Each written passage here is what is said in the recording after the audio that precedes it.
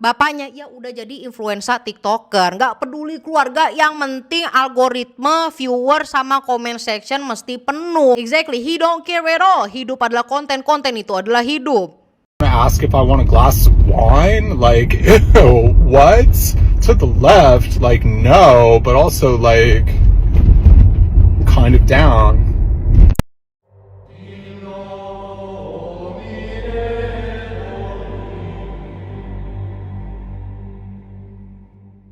Hey guys, Vigets, apa kabar? How are you hari ini? Welcome back to Paranormal. In today's video, kalian tahu lah ya, kalau TikTok itu merupakan platform terbesar, apalagi di generasi Z ini. Wah, millennials and boomers tuh. Nenek gua aja pakai TikTok. I was like, lihat dong TikToknya Oma. She got a TikTok, ya. I don't even know how. And then what happened here?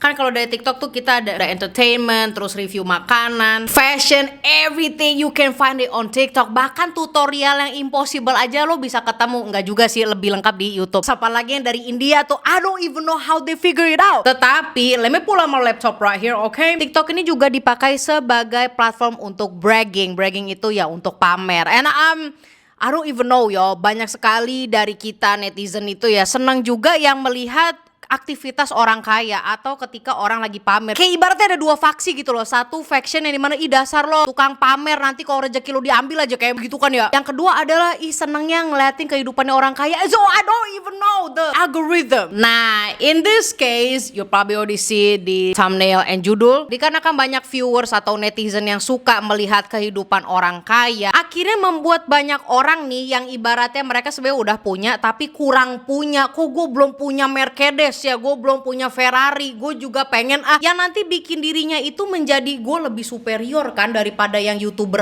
youtuber TikToker A atau TikToker B. Tetapi ada juga orang yang memang bener udah kaya dari sananya, yang dimana kategori kontennya itu sudah jelas pamer, bragging, and apparently people liked it. Well, here goes, ada nih seorang TikToker yang namanya adalah Samuel Haskell the Fourth.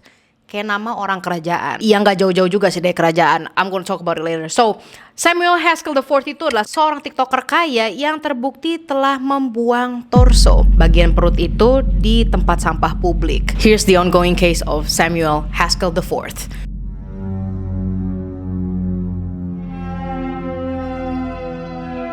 Samuel Bond Haskell atau Samuel Haskell the Fourth atau Junior adalah anak dari seorang petinggi, lebih tepatnya eksekutif Hollywood, yes, bernama Samuel Haskell Senior. Mungkin nama Sam Haskell di Indonesia ini nggak terkenal, obviously gue pun juga nggak tahu until I found out about this case. Namanya itu memang tidak familiar di Asia, tetapi beda ceritanya di Amerika Serikat. Nama Sam Haskell ini dikenal dari kerjaannya sebagai agent Hollywood. Agency Hollywood tuh ibaratnya dia yang penyalur artis-artis gitu loh. Yes, dia sudah bekerja sama dengan aktor-aktor ternama. Salah satunya adalah George Clooney, Whoopi Goldberg, dan bahkan sampai ke Prince Edward. Yaitu bukan aktor tetapi he knows somebody. And by the way, Prince Edward itu merupakan saudaranya Raja Charles, King Charles. And by the way, gue ada video next tentang lukisannya King Charles. Dan kalau kalian pengen lihat minggu ini, drop in the comment. But let's go back to the topic. Di samping itu, di tahun 2015 hingga 2017, Sam Haskell ini juga sempat lah menjabat menjadi CEO dari Miss America Organization. Nah, jabatannya dia sebagai CEO di Miss American Organization itu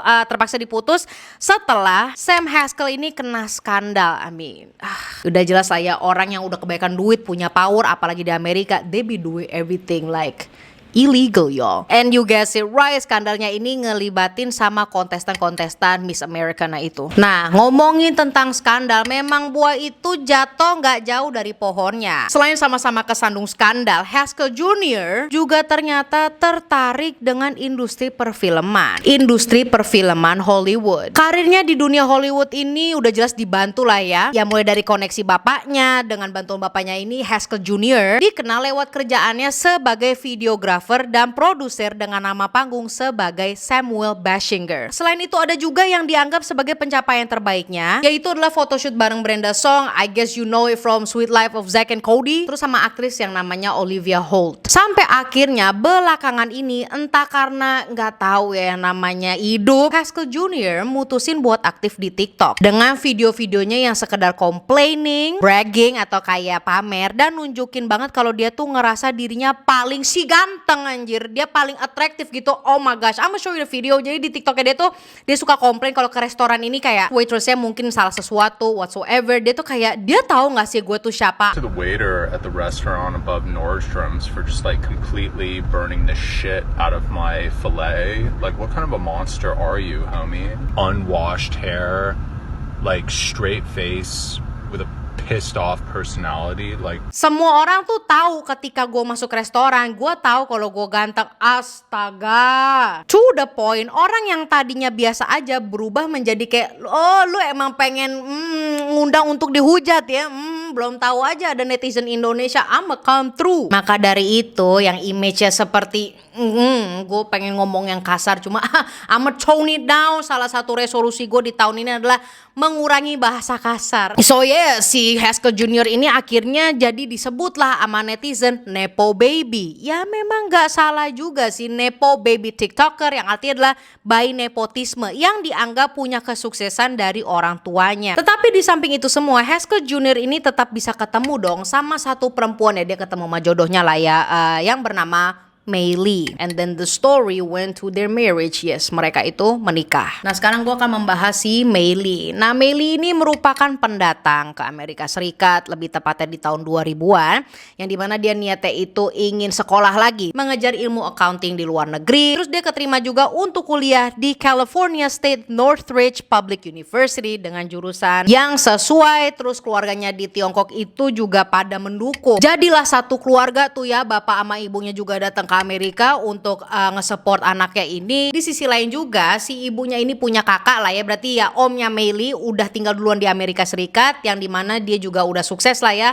udah punya restoran. Jadi mereka punya keluarga lah di sana dan membantu Mei Lee juga dalam masalah finansial. Baik banget ya, satu keluarga tuh pada support. Awalnya kalau dilihat si Haskell Junior ini memang kelihatan sebagai calon yang menjanjikan karena salah satunya dia udah settle. Ya gimana nggak settle anjir, itu orang tuanya kayaknya bet kaya. Gak cuma kaya doang, koneksinya kemana-mana. Ya ibaratnya kalau Mei Lee kesusahan apa gitu kan ya, dia ada koneksi itu. And at the end of the day mereka menikah dan punya rumah baru sendiri. Yang pada kenyataannya kita bisa bilang si Haskell ini tuh tipe laki-laki yang terlalu acuh dan cuma peduli sama dirinya sendiri. I mean you could see on a TikTok, he's a narcissist. Dan dia seneng banget sama ini perhatian, obviously. hey, what's up, you guys? Hey, shouts out to Patrick Ta for keeping my skin hydrated. You can hardly tell that I've had acne for like the past 20-something years. Dia sama istrinya si Mei Lee itu ya baik-baik aja, gak pernah ada denger rumor-rumor yang aneh, jadi fine-fine aja. Tapi satu hal yang enggak fine itu adalah omongan salah satu tetangga nih. Dari semua tetangga ada satu tetangga, so like mungkin dia ngegosip kali. You gotta listen to me on this one. Jadi si satu tetangga ini yang pernah menjadi tamu lah di rumah mereka, dan dia melihat bahwa si Haskell Junior ini koleksi pedang-pedang, crossbow, ya senjata-senjata. I mean kalau di mata gue maybe he likes to cosplay. I myself, gue juga senang kan sama pedang-pedang kayak gitu. Gue udah practice for so many times. Let me do it again, let me do it. Tapi it all change ketika ceritanya ini nyampe ke pembunuhan. Nah, walaupun kelihatannya Haskell Junior ini banyak nge-provide ya, maksudnya benar membiayakan keluarganya, kenyataannya rumah yang mereka tinggalin bareng sama 3 anaknya itu, yes, mereka punya 3 anak, dibeli atas nama si Mei Lee. Dan sebagian besar tagihan untuk rumahnya itu, tombal $7.000, itu si Mei yang cari uangnya, bukan si Nepo Baby ini. Yes, he is rich, tetapi everything di rumah itu, tagihan yang bayar adalah Mei Lee. So what was her occupation? Pekerjaannya Mei Lee itu apa? Jadi dia tuh kerja sebagai consulting agent yang dikasih nama Haskell Consulting Group. Sesuai namanya, consulting group ini dia bangun untuk membantu dan konsultasi lah anak-anak terutama pendatang dari Asia yang mau kuliah di Amerika. Secara gitu kan, si Mei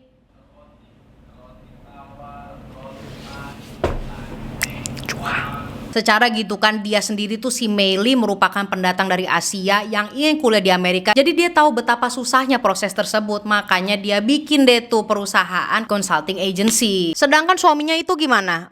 Walaupun perusahaannya itu pakai nama suaminya, what did he do? Gak gimana-gimana sih, dia mah sok sibuk aja. Bayar tagihan gak peduli, tetap si Mei Lee yang cover. Anak-anaknya itu juga gak peduli, dia cuma kayak ya my children loves me. Anjing. Matter of fact, selama si Mei itu hamil anak kedua, yang lebih sering ada di sampingnya Meili itu siapa? Orang tuanya, bukan si ini anjing. Bener-bener sampai tinggal di rumah itu untuk ngurusin cucunya, karena Meili sendiri juga udah susah kan. Bapaknya ya udah jadi influencer TikToker, nggak peduli keluarga, yang penting algoritma, viewer sama comment section mesti penuh. Exactly, he don't care at all. Hidup adalah konten, konten itu adalah hidup. Pekerjaan gua anjir. Sampailah tiba-tiba di tanggal 7 November tahun 2023. Pada sore hari, pihak kepolisian di Tarzana, California mendapatkan laporan masuk dari seseorang tentang penemuan possible body parts, yaitu adalah jasad yang memungkinkan di daerah barat Los Angeles, lebih tepatnya di rumah tempat tinggal si Mei dan Haskell. Dalam hitungan menit, datanglah polisi ke lokasi itu. Pas kedua polisinya ngetok-ngetok pintu depan rumah, nobody answered it. Orang tuanya Meili nggak ada, Meili pun nggak ada, begitupun juga Haskell.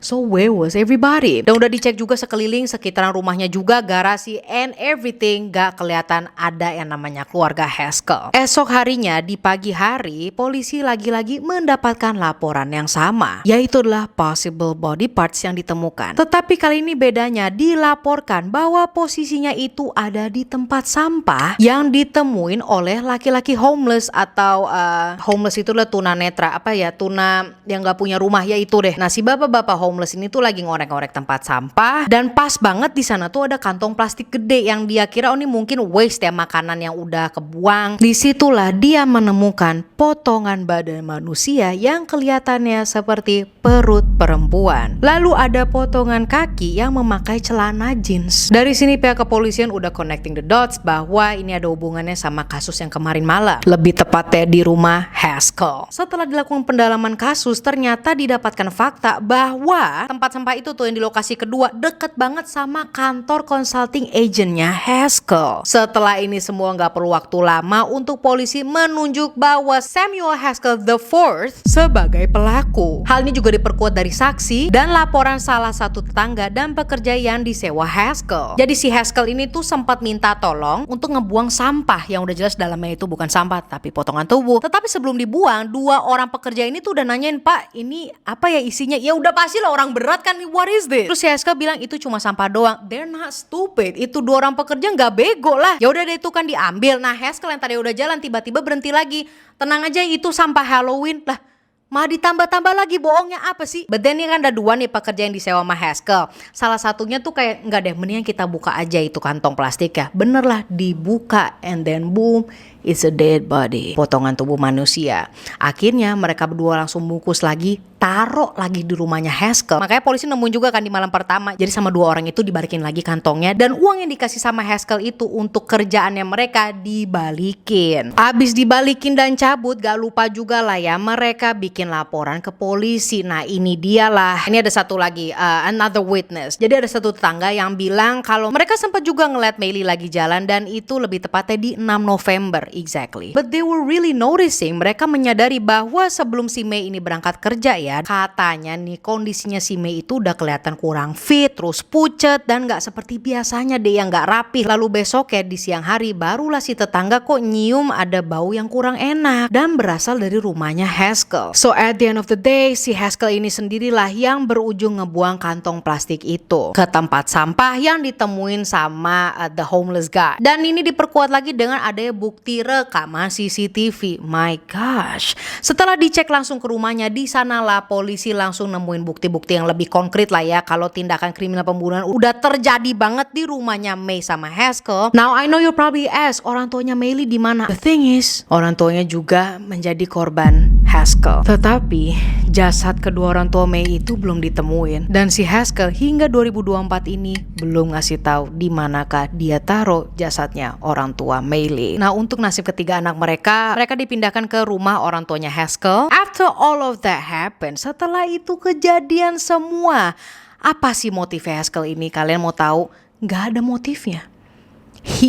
Bukan gak ada sih ya, he didn't wanna say it. Sampai sekarang ini pun dia gak mengakui apa alasannya, gak ada. Tetapi kalau berdasarkan saksi, yaitu adalah salah satu temannya Meili, bahwa Meili ingin cerai sama Haskell udah berkali-kali. They talked about it, gak jadi cerai-cerai terus. Dan mungkin itu adalah salah satu faktornya. Tetapi dikarenakan dari Haskellnya sendiri itu gak ngasih tahu alasannya apa, jadi ini belum pasti motifnya tuh apa. Namun temannya Meili ini mempunyai bukti seperti foto-foto di mana si Meili itu telah di-abuse atau dipukulin lah ya sama Haskell. Apparently Haskell itu gak cuma narcissistic tapi juga abusive. Dan temannya ini juga mempunyai screenshot chat di mana Meili itu gak jadi cerai sama Haskell dikarenakan dia takut akan power atau kekuatannya dari keluarga Haskell ini. Kepikiran juga kan dia sama 3 anaknya kalau jatuh ke tangannya si Haskell. Apalagi orang tuanya Haskell kan bisa aja tuh nyari lawyer yang is the best. Samuel Bond Haskell IV ditangkaplah pada tanggal 8 November tahun 2023. Secepat itu, as if like kayak nggak perlu juga ditangkap atau enggak, karena I know dia bakal rely sama keluarganya yang punya koneksi itu, makanya dia bodo amat. Nah what happened, dia kena tuduhan first degree murder. Abis itu dia kan nggak cuma bunuh Meili tetapi orang tuanya juga, so there were 3. And another thing was, ternyata dia punya criminal record juga sebelumnya. Di tahun 2008 itu si Haskell sempat ketangkap lah karena kekerasan kepada orang lain dengan menggunakan koleksi barang-barang yang di rumahnya itu.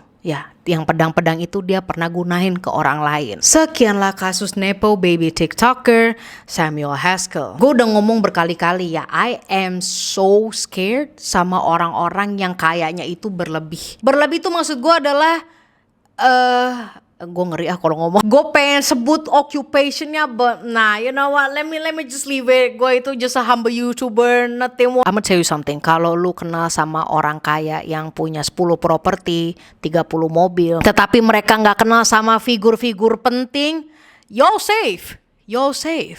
But if they know orang-orang penting,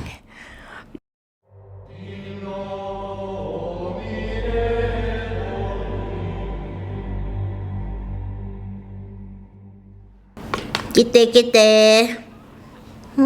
coba ngomong gitu, ngomong